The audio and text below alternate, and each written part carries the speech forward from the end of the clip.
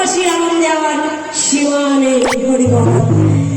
যেই না জন্ম হয়েছে নিত্যানন্দ মহাপ্রভু বলছে নিমাই এই হচ্ছে মাধবিন্দু। হ্যাঁ কি সেই বাংলাদেশে তার জন্ম। তাহলে এই গোপীনাথের পুজো কি করে করলো? হ্যাঁ রেমুনা গ্রামে কি করে এলো? এটাও তো একটা বড় বিষয়। তাই বলছি যেমন না জন্ম হয়েছে সেই ছোট ছেলেটা দিন দিন বড় হচ্ছে, পিতা মাতা কি করছে? মা ছেলের জন্ম হয়েছে বলে বসে বসে দুজনে তারা কি করছে? আমাদের ইহ জগতে যদি পুত্র সন্তান হয় তাহলে ঢাক ঢোল পিটিয়ে একাকার, তাই না মা?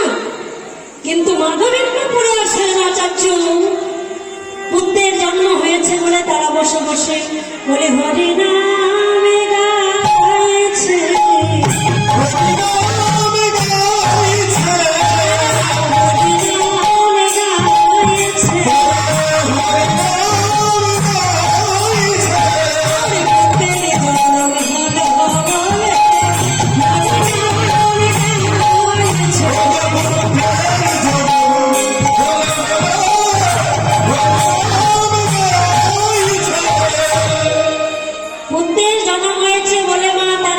বসে হরি নাম গাইছে।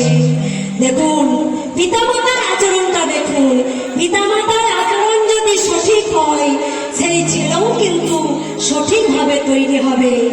যে ছেলে হ্যাঁ পিতামাতা আদেশ পালন করবে, পিতামাতাকে না খাইয়ে তিনি কোনোদিন খাবে না, পিতামাতাকে কোনোদিন অসম্মান করবে না,